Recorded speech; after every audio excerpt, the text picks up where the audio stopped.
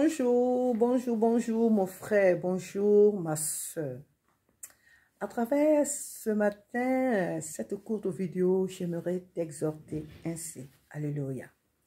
La parole de Dieu nous dit que dans les évangiles, puisque c'est écrit dans les 4 évangiles, l'histoire de la trahison de Judas.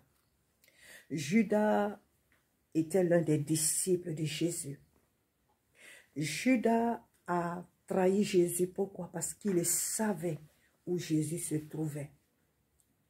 Ce lieu de Gethsémani, c'était le lieu où Jésus allait habituellement avec Judas. Donc, Judas était comme le frère de Jésus. Il était comme l'ami de Jésus. Judas, je ne dirais même pas comme, Judas était l'ami de Jésus. Il était aussi le frère de Jésus. Il était dans l'intimité de Jésus. Et voilà pourquoi. Il a su montrer aux soldats, aux chefs religieux et autres, il a pu leur montrer là où se trouvait Jésus. Il savait où Jésus se trouvait. Il savait que si Jésus n'était pas dans le temple, si Jésus n'était pas dans la ville, s'il était hors de la ville, il savait qu'à ces heures-là, à ces moments-là, il sait que Jésus est dans le jardin de Gethsémani. Et c'est comme ça qu'il a livré Jésus, parce qu'il savait où Jésus se trouvait. Bien-aimé, j'aimerais ce matin t'exhorter à ne pas agir comme Judas. Oh oui, dans les familles, on a des Judas. Dans les églises, on a des Judas. Autour de nous, dans nos services professionnels, on a des Judas. Mais ce matin, j'aimerais particulièrement m'adresser aux membres de nos églises et de nos familles biologiques. La Bible dit que celui qui couvre, comment on appelle? La Bible dit de nous couvrir les uns les autres. La Bible nous dit de nous pardonner les uns les autres. Amen.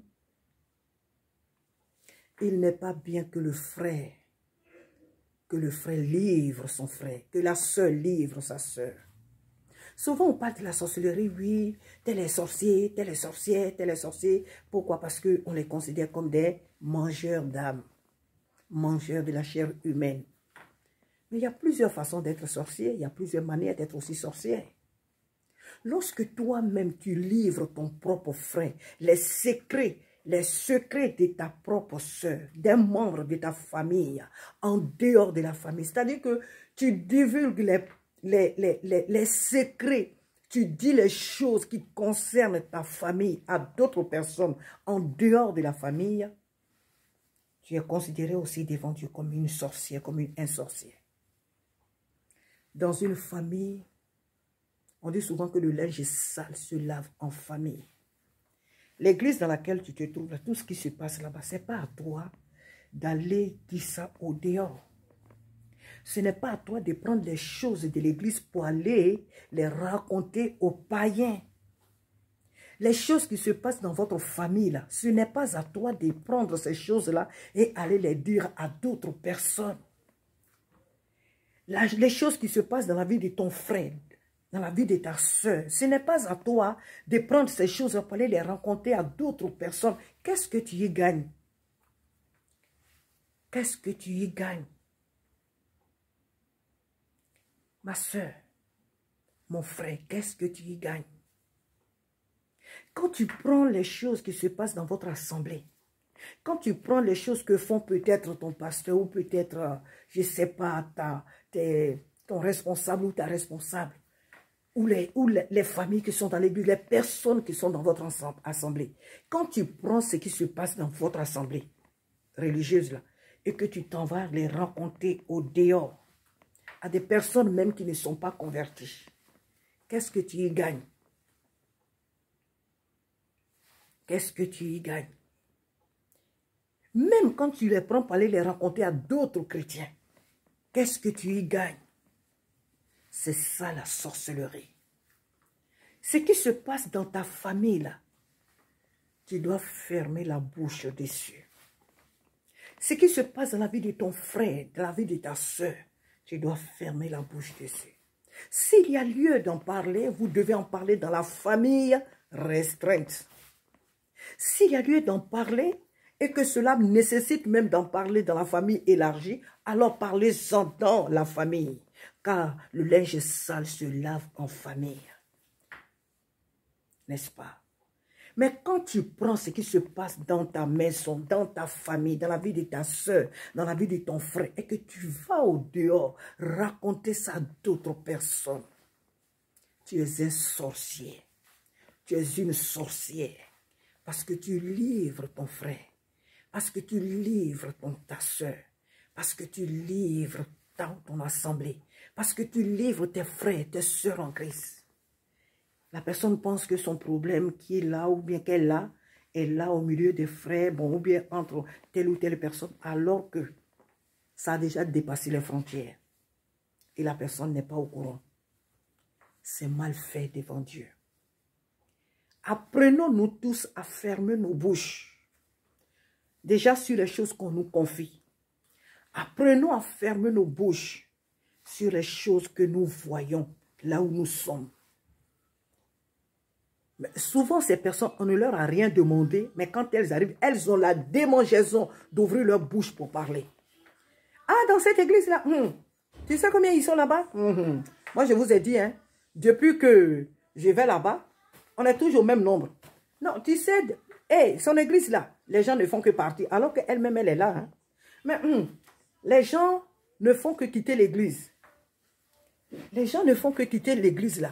Oh, il n'y a plus personne qui vient là-bas. Hein.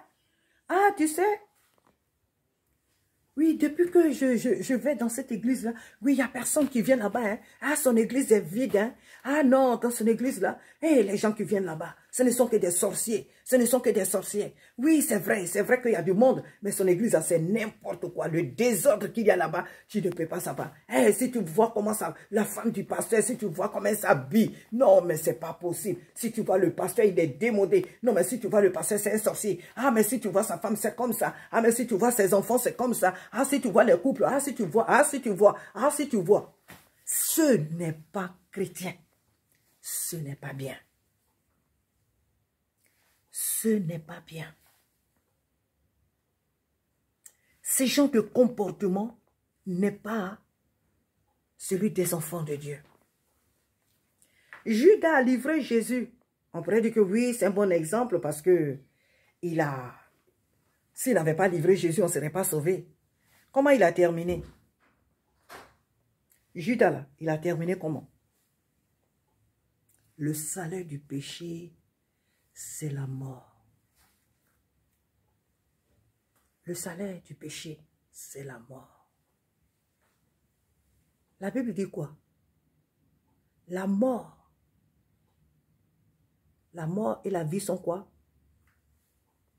Au pouvoir de la langue. Apprenons-nous tous à maîtriser notre langue. Mais surtout toi qui pratiques cette attitude, tu es devenu un agent double dans l'église. Tu es devenu une agente double dans l'église. Tu es là, frère, sœur, tu es très gentil. Tu fais tout dans l'église, mais tu es un agent du diable. Tu es un agent du diable. Ce que tu fais, il faut que tu l'arrêtes parce que ça ne vient pas de Dieu. Ce qui se passe dans ton assemblée, ma sœur ou mon frère, tu dois prier. S'il y a des mauvaises choses qui se passent, c'est à toi de prier pour que ces choses ne se passent pas. S'il y a des mauvaises choses que font ton leader ou je ne sais qui, c'est à toi de prier pour ne pas que ces choses arrivent. Donc si le mal est dans cette assemblée-là, si de mauvaises choses s'y passent, il faut que tu saches que tu es aussi responsable. Parce que tu fais partie de cette église-là. Donc tu es aussi responsable.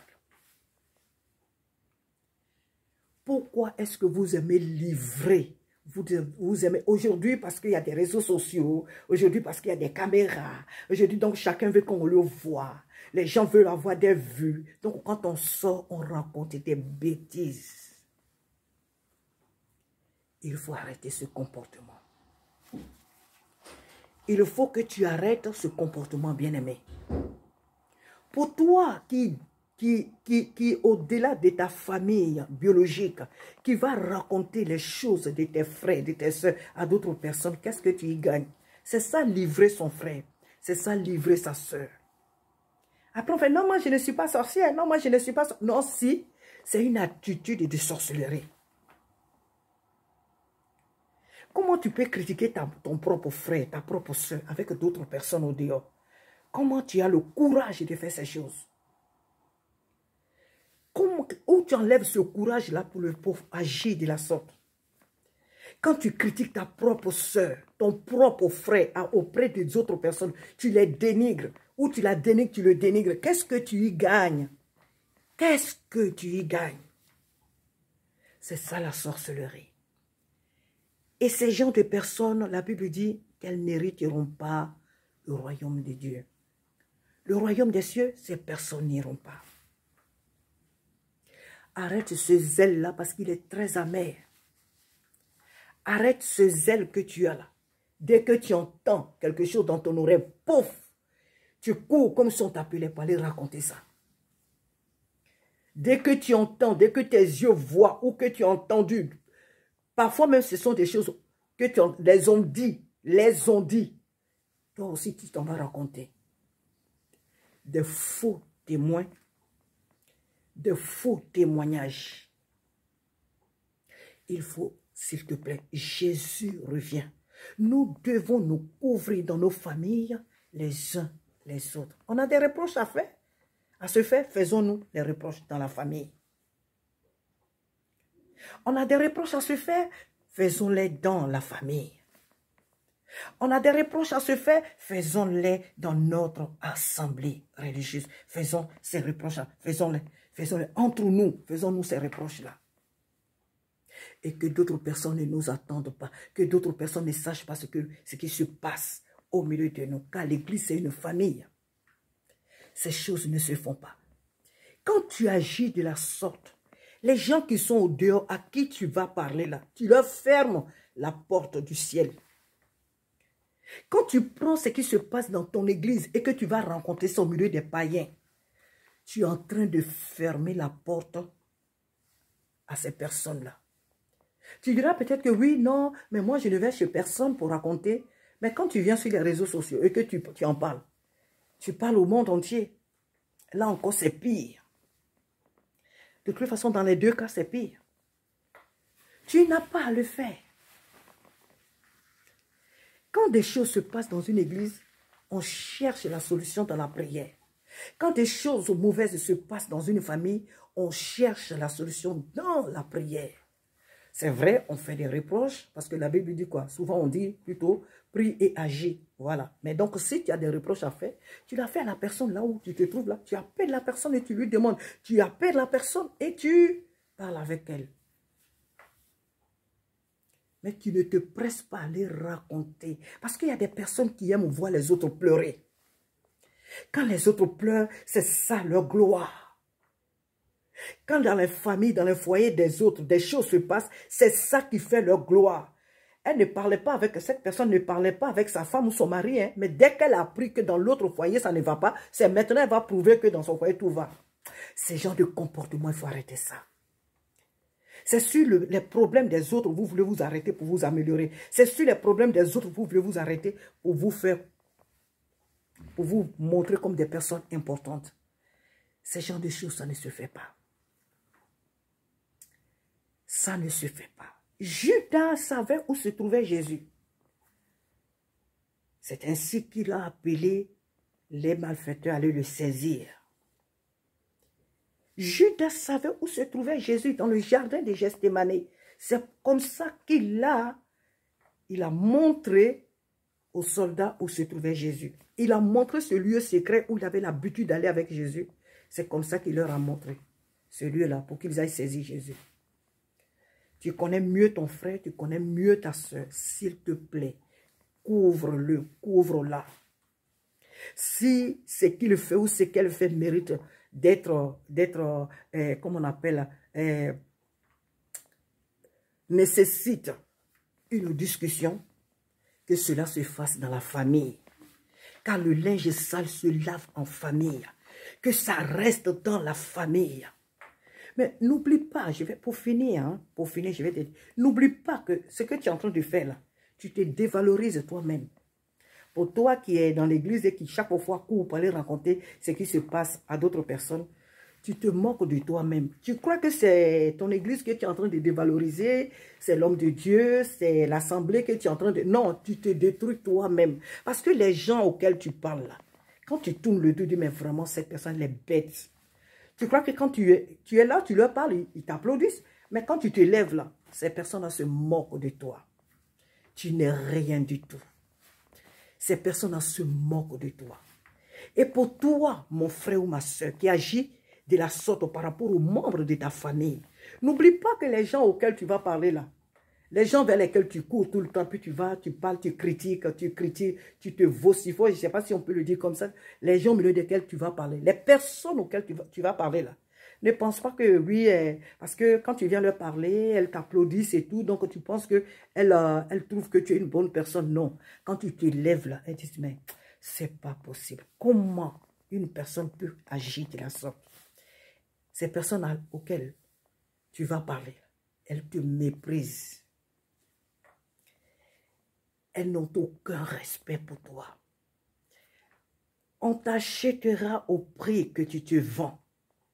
Tu crois livrer ton frère, tu crois livrer ta soeur, tu te livres toi-même.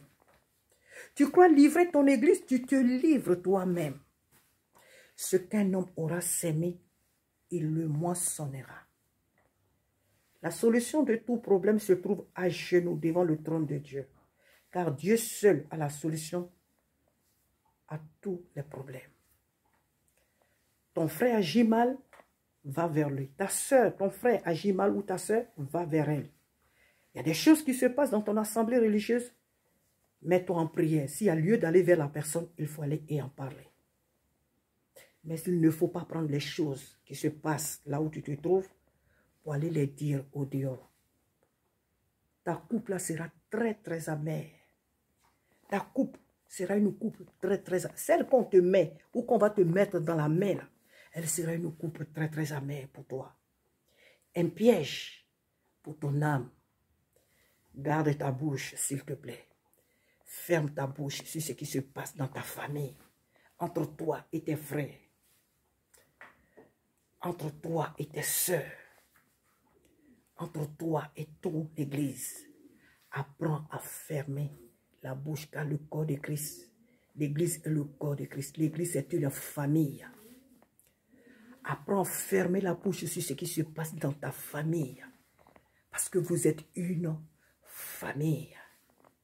Si tu sais ce que signifie une famille, alors apprends à la couvrir, quels que soient ses défauts. Apprends à la couvrir. Que Dieu te bénisse. J'espère que tu as entendu ce que le Seigneur vient de te dire, vient de dire à chacun de nous. Que le Seigneur te bénisse et qu'il te soutienne. À bon attendeur, salut. Que Dieu te bénisse.